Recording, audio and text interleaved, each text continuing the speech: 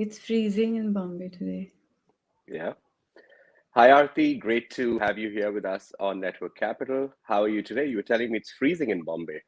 Yeah, it's pretty good. I mean, for Bombay standards, not for any other standards, but I feel like psychologically, because Bombay never gets cold, even if it gets slightly chilly, everyone has their sweaters out. So, but no, thank you so much for having me, and I'm excited for the session ahead. Yeah. So, tell us a bit about the journey of Tali and how did you decide to venture into this foxnut space? Yeah, for sure. So, my husband and I actually started Tali together. We're a husband and wife team, and we started Tali after we graduated from business school. So we both were at HPS, and honestly, being entrepreneurs or starting something on our own really wasn't on the cards. We both were doing different things.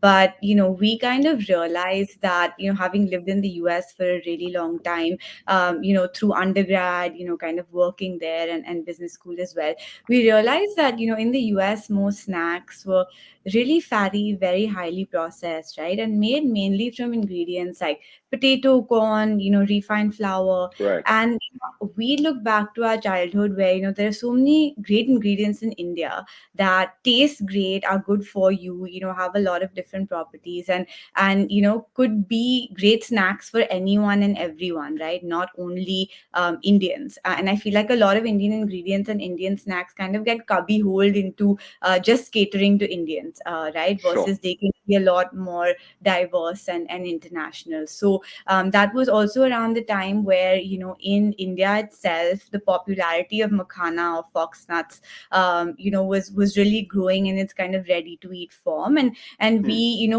wanted to really take that ingredient and make it mainstream in the US, right? We're like, if things like quinoa, chickpeas, all these kind of ingredients that are not quintessentially American, right, can be mainstream, why can't Indian ingredients?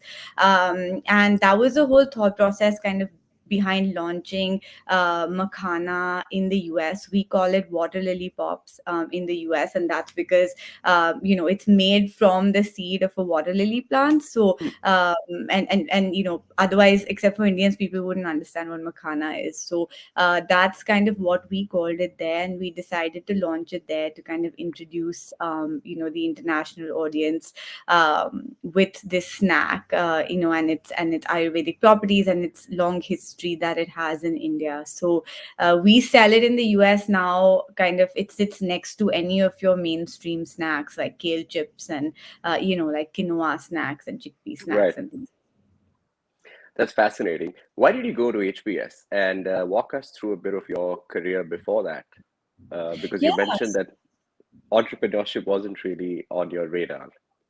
Yeah, so I grew up in Mumbai. Went to the University of Pennsylvania, in Philadelphia for my undergrad. Did engineering there, so very good, like Indian girl doing engineering. And after that, actually did consulting. So I was working at the Boston Consulting Group.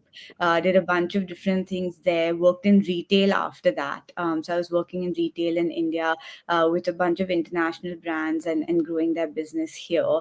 And kind of decided to go to business school, because having an engineering background, I thought that that was like the best next step, right, to really get that. Kind of educational grounding, when it comes to kind of business principles. And of course, HBS being famous for, the case method, I thought it would be the most practical and best way to kind of study business. So it was my top choice. And my husband and I got married before we went to business school, and luckily both of us got into HBS, which worked out well. And he also has a similar background too, where he did a bunch of different things, consulting, worked at Geo, kind of grew the Geo business, kind of before Geo was launching, and worked on all that. And then while we were at HBS, I worked in VC, he worked in private equity. So, kind of worked with companies, but never really thought of starting something on our Hmm. own. But then when this idea really came about, right, and we thought, wow, this could be something great, and and we wanted to kind of make India proud in some sense, and kind of wanted to take this ingredient there, and we thought it would be a great idea, and decided to do it and do it together. That's fascinating. So, this idea occurred to both of you while you were students at HBS. Yeah. What were the It was initial like conversations like? mainly because I mean, so we used to, I'm a big foodie, and we used to really many every time we kind of came home, I would carry like a bunch of snacks from here, and I had carried makhana. As I told you, that was when makhana was becoming kind of popular, in its like ready to eat form here as well, and not just something that you eat at home, right? Right. And I used to carry it back, and I made a lot of our friends there try it, a lot of our friends, a lot of our professors, and they all were actually very fascinated with what it was, right? And we're like, wow, this is amazing. Like, it tastes so good, and you're saying like it's healthy, and all those aspects. So people's reaction kind of to the product was really what, got us kind of thinking one day, being like, it would be such a great idea to launch this. And it's not like the base taste of it in itself is like very Indian or anything, right? The like popcorn, it takes on a lot of like flavors, and when we launched it in like flavors like white cheddar and like sriracha spice, right? Things that anyone would be used to eating, and love. And we thought that popcorn being such a massive kind of category unto itself in the US, right? This is kind of your better for you version of popcorn. So we always like to call it popcorn 2.0. So it has that same feeling, but doesn't have, we say it has about 70% less fat, 20% less calories, and about 50% more protein than popcorn. So it was a great alternative. Yeah. I'm a big Makhana champion, so great to see a friend build a company this way. I'm so glad to hear that. Arti, tell me, was it hard to let go of the VC job or the private equity job in your husband's case? And were you guys doing, hey, in one case seems like a secure career path, the other is slightly uncertain? And I'll tell you why I'm asking this. Just 2 days back, we sent out a newsletter which asked our community members to differentiate between what is dangerous and what is risky, based on a Right. life of a person who worked at a Boston consulting group, Jim Cook, who basically set up the Sam Adams beer. So I was Right. very interested in getting the dangerous versus risky perspective from your point of view. Yeah. So, Aditya and I, we discussed this a bunch, right, before we decided to kind of jump in. Because in our case, kind of being husband, wife doing it together, it's like all your eggs in one basket, right? And we were like, okay, is this a kind of smart thing to do? But we, were pretty kind of confident, of the idea, and obviously wanted to put in our kind of best and 100% to make sure that we make it succeed. And more than anything else, right? Like at the end of the day, for us, this was, if we ever wanted to do something like this, it was the best time, right, for us to Hmm, take that risk and do it. And luckily, we were fortunate enough that we have a strong kind of educational background, where we thought that, okay, fine, after say a year or two, we think that this is not working out, we always have that option to kind of go back, and find ourselves a job with this kind of entrepreneurial experience that we have kind of on our resume. But if there is one time,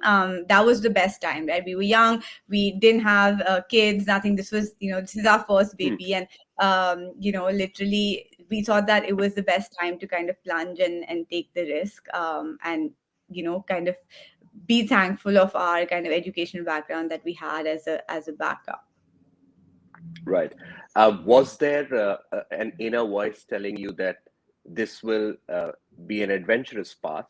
Everything wasn't figured out, but you said you were confident about that. Walk us through that confidence. Why? One is, of course, the insurance policy of education, but what else about the idea or the product or the market really excited you? Yeah, so I think that the whole challenge was kind of introducing new kind of innovative products, right? And I think that was the challenge, and that was the kind of exciting part. We were confident of our idea, yes, because we thought it was a great idea. But I think that every founder who starts is kind of confident of their idea. Now, of course, it really depends what pans out, but you only really end up like, taking the plunge and starting it if you think it's a good idea. So, the whole fun and the whole challenge was to, kind of make people aware of this ingredient that they don't really know about. And I think a little bit of it was also the whole, like, like patriotism behind it, right? Where you're taking Okay. something that is, a part of your country, right, that only grows in India, and really introducing it to the world, right? And I think that was also a really, like, proud kind of thing for us, that we were trying to do. So that was also part of it. So yeah, it's been great, of course. Challenging journey, like it is for every entrepreneur, with its ups and downs, but no complaints. Awesome. So you graduated from HBS, and what did you do? Tell us about the first 100 days of Tali Foods. Yeah, so when it's funny because, like, when you decide, okay, like, this is what you want to do, and you kind of want to want to start a business, but don't really have like an on not done this before, right? So it was literally Aditya and I, like, sitting, I remember, like, around this, like, conference table and being like, okay, now where do we start, right? Because there are so many different things that you have to do that you've never done before, like even small things like basic hygiene things, like incorporating a company, like figuring out the structure, like, okay, we know we want to do makhana as the ingredient. How are we going to source it, right? How do we make sure it's sustainable? How do we make sure we're able to scale it? Get the right manufacturing partner, right? Looking at branding, looking at packaging. It's all, you really have to be like the master of all trades at that point, right? Because it was just a two-person team, just both of us, figuring all of it out. So it was really fun.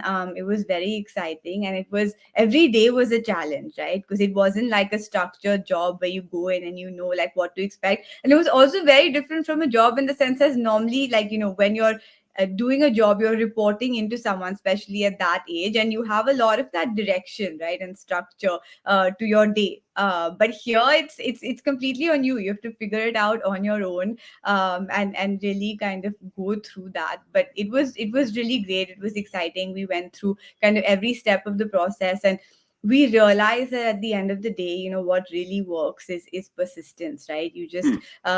kind of keep going on and figuring it out. And we realized that every problem has a solution, right? You just have to kind of try and put in the effort, figure it out, and move ahead. So yeah, we incorporated the company. We figured out our manufacturing, our sourcing, kind of worked on the branding, the brand name, which of course, it's like naming your child. So you just like go through, you Hmm. went through like 200 different names, like trying to figure out what is best. And then we really kind of finally, when once I remember we were in the US, we were driving back from a food expo. We went there to kind of see and learn the industry. And I remember it was Aditya's idea, and we were driving, and he was like, "How about Tali, like high five?" And that was one name that was just like resonated with us so much. And we were like, in that second, we were like, "This is it, right? I think this is what we should do." It's a pleasant sounding word, right? It means high five, which is perfect. And it also, sounds good for people who don't know what it means, right? A lot of people in the US wouldn't know what it means. And because we want to build a brand that is functional, that's good for you, Tali for us is like a celebration of finding that perfect snack, right? That you can really kind of eat and like want to give a high five. And therefore, the name was perfect. And if you see our logo as well, like the two A's are giving each other a high five. I love the logo. I actually study logos carefully. I designed the network capital logo myself, put it on Oh, pins. amazing. So did you notice the two A's? I did. I did. Okay, great. And And then actually, people went one step further, saying, which was not intentional, but people went one step further, saying, "Oh, the two A's are like you and Aditya giving each other a high five." And I was like, "Oh, wow, I didn't think of it in that way." Sure. well, that's poetic, yeah. Talking of you and Aditya, we hosted an INSEAD professor, Jennifer Petrie on our podcast, and Right. she's written a book and written lots of papers about couples that work. Now, you Yeah. are a couple that it's clearly working. Tell us Yeah. about how did you set boundaries? How did you decide to work with each other? Was there anything hard about it? For sure. So, I'm not going to kind of paint like a poetic picture being like this. It's not Hmm. challenging and it's not hard at all. It definitely is. But I think for us, one advantage I think was that we actually met when we were undergrad. So we both studied engineering At together. Penn, And yeah. at Penn, yeah. So we were in the same major. That's how we met. And we went through kind of engineering together. We did HBS together as well. So in that sense, we had some background of like not working together, but like we had seen each other like study and like go through projects and kind of things like that. So we kind of understood each other's working style from earlier on. And also I think kind of what worked really well was the fact that we complement each other, right? Our strengths in that sense were always different, which is why we were able to kind of now kind of segregate our responsibilities also as per our strengths, right? Which has worked well. Like I look into the entire kind of sales, distribution, marketing, that entire piece that there works on, the finance, the operations, supply chain, that entire piece. So we kind of played to our strengths, Hmm. which worked well. But I think in terms of maintaining boundaries, etc., at the end of the day, right, when you have decided to kind of jump into the entrepreneurship life, so to speak, there are Hmm. really no boundaries, right, in that sense. So sure, we tried, but we did realize that it is important for us to make sure that we give this priority. For us, it's our Hmm. first baby. We have a Hmm. baby now, but Tali is still our first baby. Yeah. So we of course tried to make sure that we at least have dinner sometimes, like without talking about work and things like that. But at the end of the day, it is inevitable, right? So it is a choice that you have to be okay with, at least for the first few years, when you're trying to figure stuff out, and there aren't really even like specific roles that you have, right? In Hmm. the beginning, now we have defined roles. In the beginning, we both were doing everything, right? So it's not like we weren't coming into each other's hair all the time. We were, but that's there are pros and cons, right? And there are a lot of pros, and these are some of the cons. And sometimes I would always be like, oh my God, we're doing this all the time. And when people would ask Aditya this, and this is something that I remember him saying, which I thought was really sweet. He was like, but this is one more thing that I can share with my wife, right? Hmm.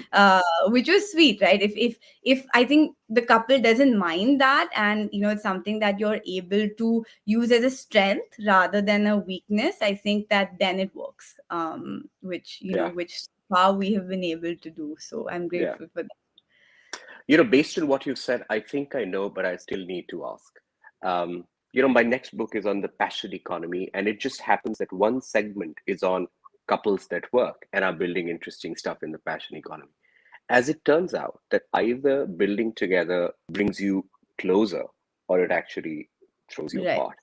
When you Exactly. reflect so far on the journey of you and Aditya, what do you think is the answer? And tell us a bit more why is whatever your answer is.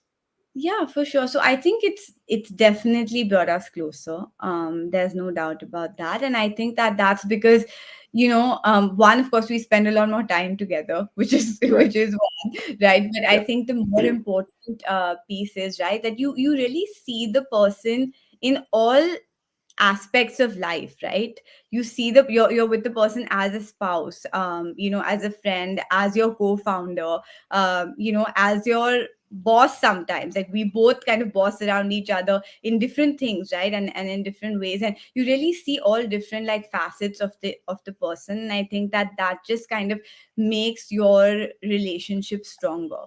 Mm. And as I said, as what I was saying earlier, right, you have to look at it in a positive way. Only if you do and use it as your strength, only then really can you make sure that it's bringing you closer and not causing issues in your personal life. And I Right. think that that's something that we've tried to be cognizant of, at least to the best of our ability so far. Right. Yeah. Um, Tell me a bit about the product development. We on Network Capital got a lot of questions when we announced that we were hosting one of the co-founders of Tali. How Yeah. did you go about that? How did you divide responsibilities? Tell us about the sourcing, the packaging, the thought process, all of it. Yeah, for sure. So, as I was saying, of course, this is like a Indian based ingredient which we were launching in the US at the time. No one had really heard about it, right? So a lot of the problem we were trying to solve, right, even before we go into how we're going to distribute it and kind of where it's going to be available, was more about how can the packaging, one, be like attractive that people really want to, lift it from the shelf and really see what it is. And secondly, it has to be something that is, in a very easy way, be informative, right? Because Mm, you're trying to tell the customer, this is something new. And of course, in a grocery store, the customer kind of attention is very, very tiny and very quick. They'll look at the bag and put it back if it's not interesting. So what we were really trying to do is really compare it to something that people are used to eating, right? So mm, what we say on our packaging for our US packaging is, we say that it has, as I was saying, like 67% less fat than popcorn, or mm, 50% more protein than popcorn, 20% less calories than popcorn, really comparing it to something that is part of that customer's everyday life, right, right? Because otherwise packaging just gets cluttered, where there are the world of call outs that you can kind of put on there, right? But you have to make sure that you're kind of sifting through what is important and what is really going to get conversion. We also made sure that the product was kind of, front and center in the packaging, because again, it's something people haven't seen before, right? right. So you need to make sure that customers say, okay, this is how it looks, right? And lastly, what we tried to do was, make sure that the packaging and branding, right, when you see it, you will know that it should kind of stand out, right? So at least on our makhana that we had launched in the US, we have this like Tali like pattern going on, a lot of different colors, right? And a lot of that to kind of, make sure it pops on the shelf, Mm, right? That piece was really important. So that's kind of a little bit about the branding and packaging piece. In terms of the product, as I said, we wanted to make sure that, okay, since this is a new ingredient, we wanted to introduce it in flavors that were innovative, but also some flavors that were safe, right? That people are mm, used to eating. That's why we went down the route of like a Himalayan pink salt, right? Which is like your twist on your classic salted. mm, Or, we did a white cheddar, as I said, because everyone eats like, cheese popcorn. So that right. worked. We did the sriracha spice, because sriracha as a sauce is like something that was kind of blowing up, and everyone knows what it is now. So the sriracha spice worked really well. We also have a flavor called tangy turmeric, and that was, now turmeric in general globally, right? For us it's just haldi, but globally is like become so hot. Everyone's having like turmeric lattes and turmeric water, and everyone's kind of realizing the benefits of it. Yeah, Realizing the benefits of it. So we were like, okay, like a turmeric flavor that actually tastes good is something that, people would love for like their turmeric fix for the day, right.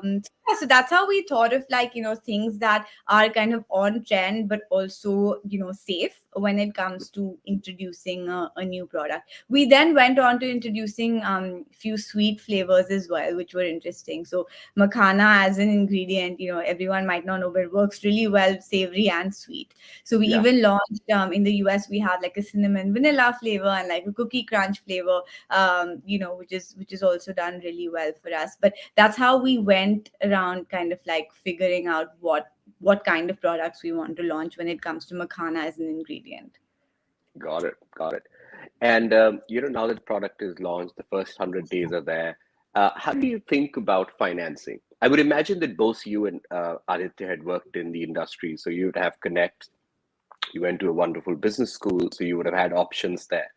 But you decide to go for an accelerator model. Talk to us about that. And when you look back, was it the right call? Yeah, so we were part of Y Combinator about 2 years ago, and honestly, it was a great experience. It was amazing, and looking back, I would definitely not change anything. We were kind of privileged in that sense that YC wanted, they don't do too many consumer businesses. They're pretty selective on that. So that was really reassuring that they really saw potential in us as founders and, in what we were kind of trying to Hmm. build. And I think that was a great experience, kind of building out, speaking to and meeting so many people who've scaled, massive businesses like, Dropbox and Gmail, and like so many, Hmm. massive businesses that we all kind of look back on and, are proud of. And I think that that's definitely something that worked well for us. And we thought that it would be a great kind of stepping stone in terms of, also kind of raising our kind of pre-seed round that we did post YC. Hmm. So it was great, no regrets at all. And I think that, one advice that I would give is, a lot of startups kind of, apply to these accelerators and then think that, it's like the be all and end all, right? Like if you don't get in, then like that's it, and then you're just going to fail. That's definitely, of course, it has a lot of advantages, but I would tell, every founder that it's it's not the only thing that's going to, make your business.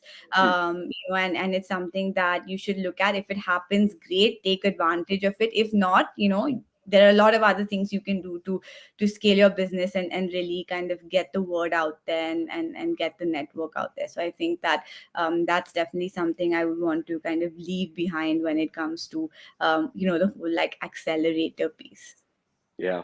as well. I couldn't agree more. Like Network Capital is backed by the Facebook Community Accelerator. And in our case, we love the fact that Facebook is supporting us. Right. But we would have continued to build, even without the accelerator, Yeah. so to speak. Yeah. That's the idea. Yeah. For And I sure. think that way, Aarti, you and I aligned on how we think about fundraising. But I'm really curious to hear your story of what does fundraising mean to you, and what does business sustainability mean when it comes to Tali?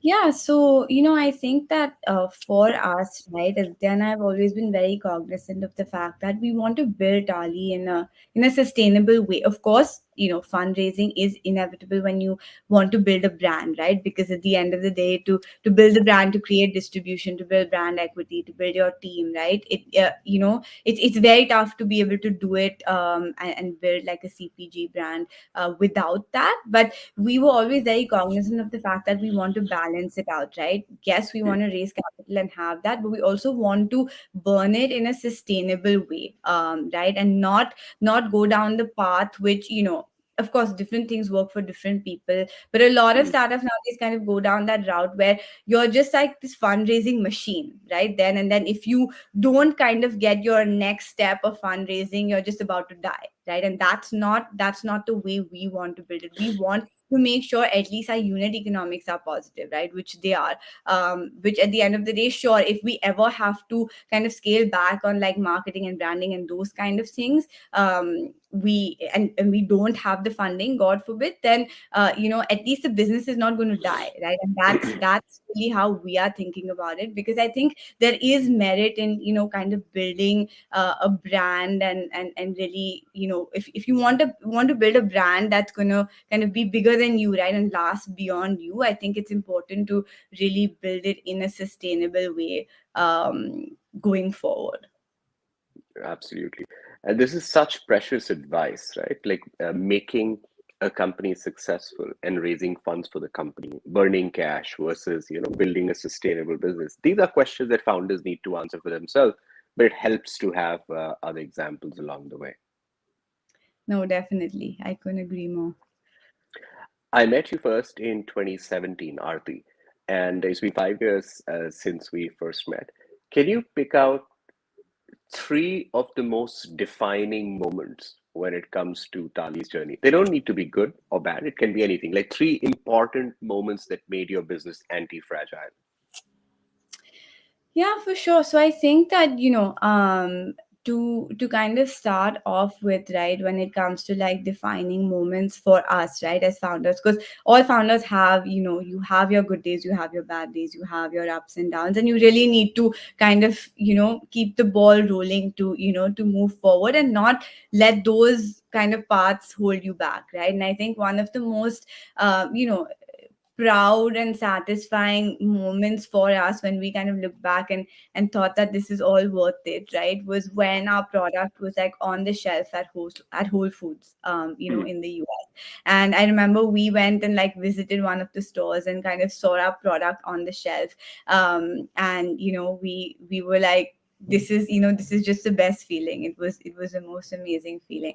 And I think the second thing that comes to mind for me would be once when on our kind of email ID through our website, right, we got an email from a mom who whose daughter had a lot of different like allergies, and was always couldn't really like eat anything or eat snacks that like her friends would eat in school, mm, and always felt very left out and just like was had a little bit of depression about that. And because our product is so, I mean, it has ayurvedic properties, it doesn't have like it's free from all allergens basically, right? It doesn't have corn, it mm, doesn't have gluten, it doesn't have any of those. And she was so excited to like have finally found a snack for her daughter, that her daughter can also take to school and like enjoy with the rest of her friends. That was such a touching kind of moment for mm, us, where like we're so glad that we can, because sitting back, you're selling the product, you don't realize that it's actually touching the lives of people, right? And when you kind of get a little bit of glimpse of that, it really kind of makes it all worth it. So I think that would definitely be the second. And then I think the third for us, I think, would be the fact that we have such a vision in mind for making Tali like your next generation snack brand, right? Like we always mm. like to say we want to be like a Frito-Lay 2.0, right? And that's one of the reasons why we kind of launched in India as well, which I can throw light on, later in our conversation. But I think just the fire that we have to really make snacks better, right? And to really show our consumers that something that tastes great, right, that gives you the fun and the excitement of like a great tasting snack or product, can also give you something more, right, can also be healthy. Doesn't have to be like super fried, doesn't have to be made from like terrible ingredients, and it can still be something you love, that you're eating. And that was the challenge, I think, that actually keeps us going, right, to make sure that we're constantly innovating and make sure that we're really kind of getting the best out there, even in terms of R&D, to our customers. That was fascinating. Um, when you look at the way Tali has grown, how did you choose distribution? Are you a D2C brand? So we definitely do sell from our website, and we do sell to the consumer. So in that sense, sure, we're a D2C brand. But in the definition of like, are we a pure D2C business, that the way people look at D2C today, I would say no, that's not our priority, and it's not our focus, Mm, because what we realized, between whether it is India and or the US, right, majority of grocery sales in any of these geographies, right, still come from the grocery store, right, still mm, come from like impulse purchases in the store. And mm, yes, while it's like really in right now to be like, oh, everything should be D2C, and like that's really what you need to build and that's really what you need to grow, yes, it's something that we are definitely doing. But is that all I'm doing? No, because is that where my growth and scale is going to come from? No, because from the sheer like percentage of where our customers buying snacks today, it is in the store, right, or it is mm, on, say, kind of grocery channels, or like the whole like q-commerce space that has quick commerce that has come up, whether in the US mm, with companies like GoPuffs and things like that are massive, or in India with kind of Swiggy's Instamart and stuff. Sure, I think that those are kind of sustainable models to get directly to the customer for a brand like ours, and it works well for us. But I think in terms of otherwise pure scale and reach to the customer, um brands shouldn't forget that retail is here to stay, right? Even in a very kind of advanced, sophisticated market like the US, stores like Whole Foods, grocery stores like Whole Foods are adding stores like every few weeks, right? So sure, even online and D2C and e-commerce is growing there, but retail is still, in-store retail is still massive. And just because a lot of people are kind of running behind the whole D2C space, I think we should forget where a massive part of the growth is coming from as well, and what customer behavior really is when it comes to food especially. So I think that when people do think about D2C, I think you should not just kind of like run with it just because that's what people are doing. I think it's important to know, is this the right thing to focus on for your brand, right? Or for Right. your product. And I think that is super important. Yeah. I can imagine seeing your product in Whole Foods would have been a pretty wild experience. It Um, was it was amazing. yeah. But do you want to tell our community members why you chose the US as the starting point, and how are you thinking about expansion? Where, if anywhere, does India fit in? Yeah, for sure. So, as I mentioned, we had originally, like, the whole thought process was, right, to take these Indian ingredients and really launch them there. And Makhana was, the focus, and is the focus for the US to kind of grow the ingredient there. But while we were kind of, growing the business, we always had in, like, we wanted to launch in India at some point. And with the pandemic, right, and we ended up spending a lot more time here as well in India during the pandemic. And we kind of realized that India is now where the US really was about 10-15 years ago, right, when it comes to food. People are getting a lot more aware about what they're eating, right? What they're consuming, what they're putting in their body, looking at like the nutrition label, looking at the ingredients that are there. And I think this is only kind of been expedited with the pandemic, right? When people are getting, using Netflix and the internet, and there's just so much information available that people are a lot more aware. And we realize that this is not the only 0.001% of premium customers in India. It's also people who are in like tier 2, tier 3 cities, right, who are really well aware of a lot of these facts and want new and innovative products. And we realize that this is that best time, right? The US kind of went through this cusp 10-15 years ago, when massive brands like RX Bar and Kind and Skinny Pop, that are like billion-dollar brands, kind of came up at that time, when the customer behavior was changing in this similar way, right? And we realized that that's what's happening here right now. And we really want to kind of provide the Indian consumer with something different and something new. And our whole, as I was telling you earlier, our whole ethos of our brand is taking products that customers love and like making them better, right? Which is why we launched in India about 6 months ago.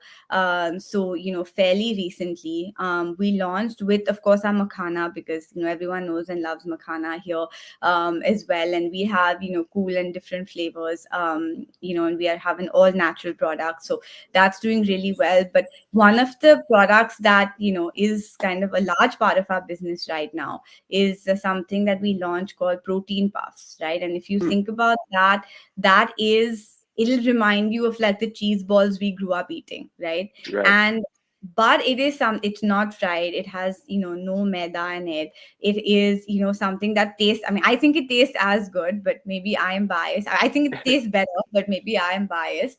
But I think that the product has really scaled brilliantly, that wood in India, and customers love it because it gives you the same great taste, right? But also gives you something more. Like our one bag of protein puffs gives you 10 grams of protein, right? And India is a very protein deficient country in that Hmm, sense. And people realize that protein is important in their diet, but also don't really realize how to incorporate it in their diet, right? There are a lot of people who are vegetarian as well.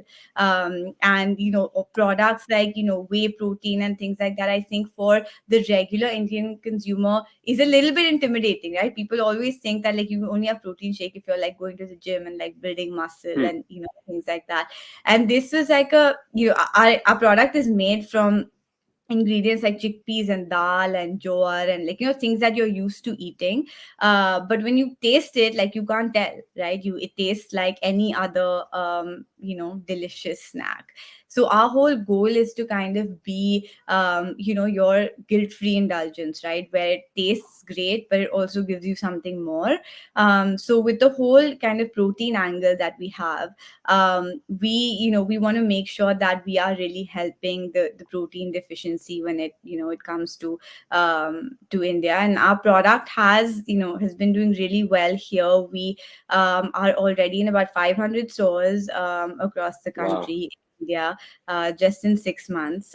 So there's huge kind of untapped potential, and these are stores like that anyone and everyone shops at, right? Whether it's your Reliance stores, whether it's DMart, whether it's Spencer's, right? A lot of these kind of modern trade stores as well that we're in. And then of course your online channels like Big Basket and GeoMart and Amazon and things like that. And we really see a lot of growth potential here in India, not only for the two kind of products that we have right now, but a lot more as well. And we want to really show the customer that something that's good for you, right, or guilt free, doesn't have to be boring, right? Hmm. Because if you go to your regular like kirana store, right, you'd always see, and this is something that used to really bother me, because you always see like chips, and then you'll see diet chips, right? And or you'll see like some kind of like chivra or something, and then you'll see diet chivra, right? And the diet version always just looks like really sad and really like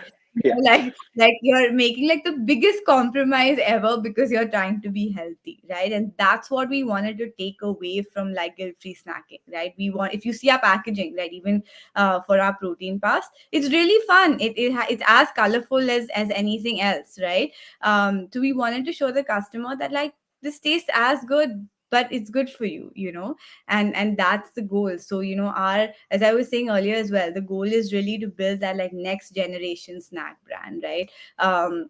And I think India really has the potential, because if you go to any of your regular grocery stores today, I definitely think the snack aisle is very fatigued, right? There's not too much innovation going on. And I think that the customers and the masses, even in tier 2 tier 3 cities, are really looking for new and innovative products. So that's our goal, to launch new products as well, and launch things that people love, but make it something that they don't feel bad eating, right, but still love eating. So You're fascinating.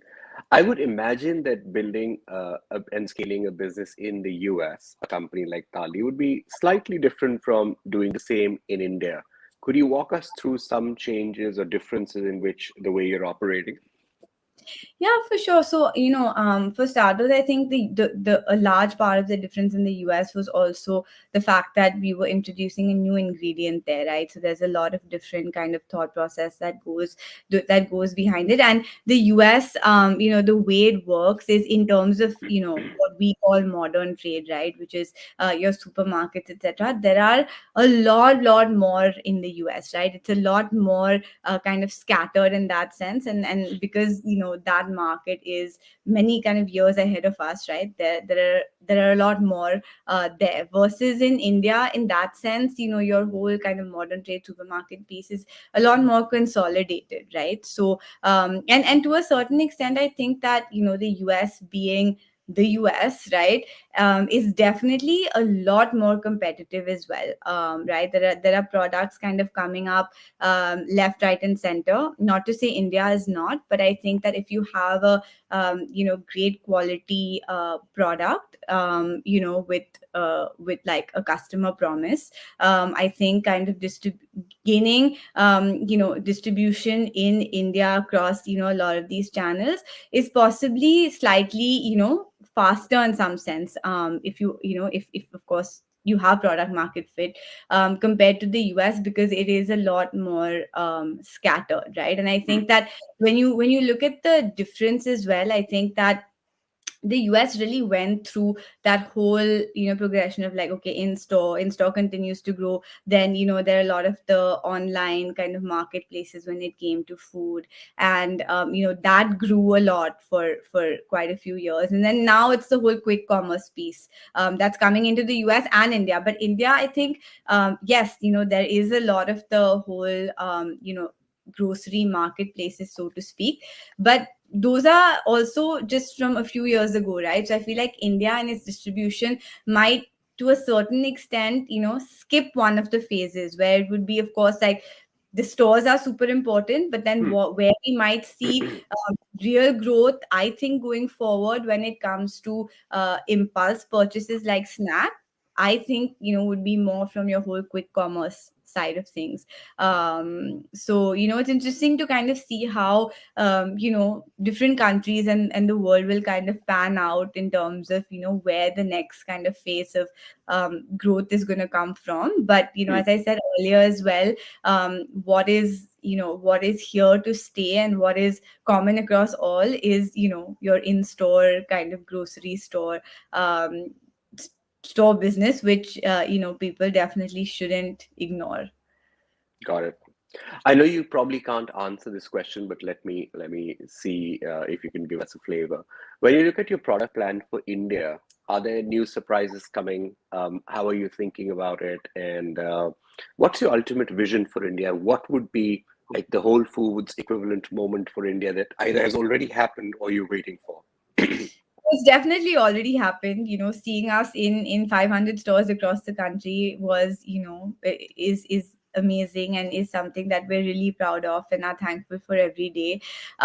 Most definitely, there are kind of new products in the pipeline. As I was saying earlier as well, our goal is to be your, next generation snack brand, right? Where we want to build products for customers that they don't feel guilty eating, love the taste of, right? Don't think they're making a compromise, but they're also providing, good things for the body, right? Things that aren't just empty calories. And, kind of based on that mission, that we have for Tali, is the way we're thinking about the new products as well, right? Kind of thinking through products that customers love, that they're used to eating, right? And thinking of innovative ways to make them better, right? Where they don't Hmm. have to be just full of maida and oil and fat and sugar and things like that, Hmm. but are made from better ingredients, but taste as good or better, as I Yeah. said. Yeah, yeah. I've been, again, for my second book, I've been studying a lot of these energy bars. I hope Tali considers launching at some point. It'll be fun. Yeah, no, for sure, definitely. So, Aarti, how did the pandemic impact Tali, and what were some lessons that you've learned that will probably set you up for future? Yeah, so I think like any other business, right? I think that no one was ready, right, for the pandemic. It's not something that you can plan for. It's not something that you can kind of preempt, right, in some sense. And it hit us like it hit most businesses. And we had, of course, certain plans for growth, because at that time when the pandemic hit, we hadn't launched in India. We were only selling in the US at the time. And for example, we had a massive food service business, right, in the US, which is basically a lot of your offices. So, like in Mountain View in California, Google has like a massive campus, Uber Hmm. has a massive campus, LinkedIn, so we were actually available at their campuses, and that was a massive part of our business as well. And that suddenly came to a standstill, right, because people weren't going to the office anymore. And of course, that hit us in a massive way. Of course, kind of revenues went down, but even in terms of kind of production and planning, right, you plan for a lot of that, that scale and the products that are going to kind of get consumed there, which didn't happen, right? The whole world kind of came to a standstill. Even in terms of our in-store growth, right, I think that at that time in the US as well, like everywhere else, there was a frenzy, right? No one knew what was going on. Everyone was scared. There was panic buying, right? The grocery stores themselves didn't know how to kind of operate and sustain it. So Hmm.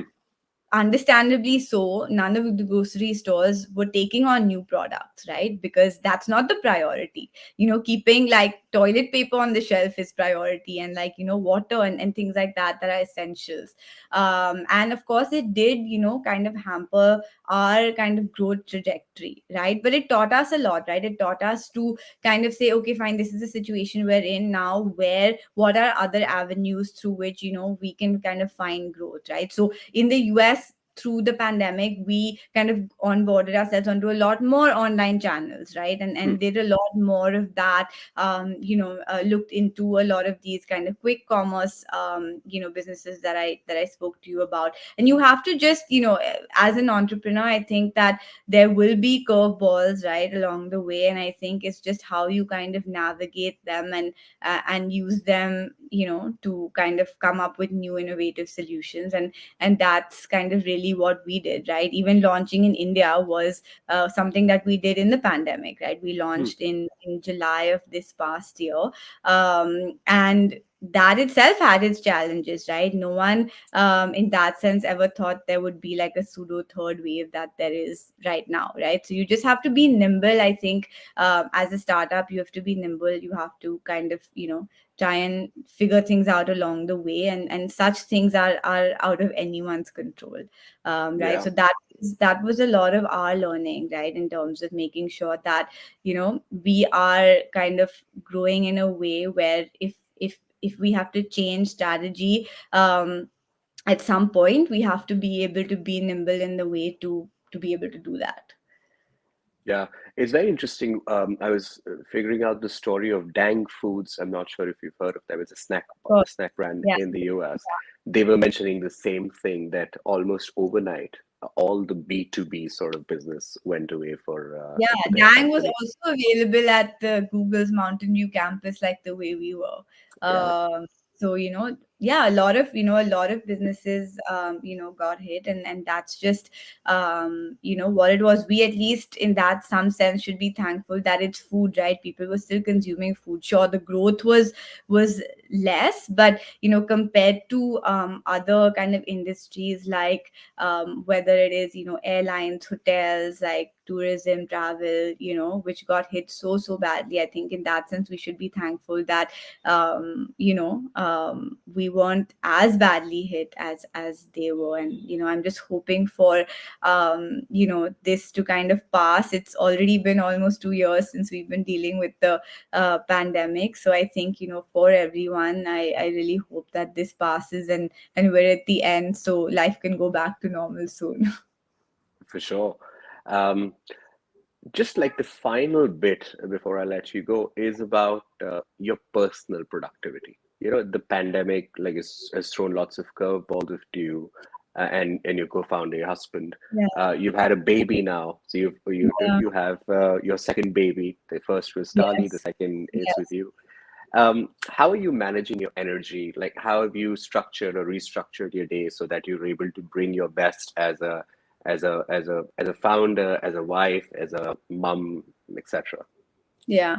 No, honestly, that's a great question. I think that, it was definitely super challenging in the beginning, right? Because I think for everyone, we were so used to having that like really structured day, right? Like you go to work, like you're in the office, you're interacting with people, like you come back home, and then you say, okay, fine, I'm home. Let me take like, an hour or two off, like work out, do something, and then get back online, if needed. And that whole structure kind of overnight just like went for a toss, right? And for us, to your point, it was a lot more exaggerated because, yes, first of all, you were working from home, when there was no real, because at the end of the day, if you're working from home, you're not really going out, right? Then there's no boundary. You're just working 24 hours a day, and more so for us because you were husband and wife working together, right? So it did kind of reach a point where it was just like just entire blur of like, what is home, what is work, what is life, what is work. And there was like no, there was no difference at all, Hmm.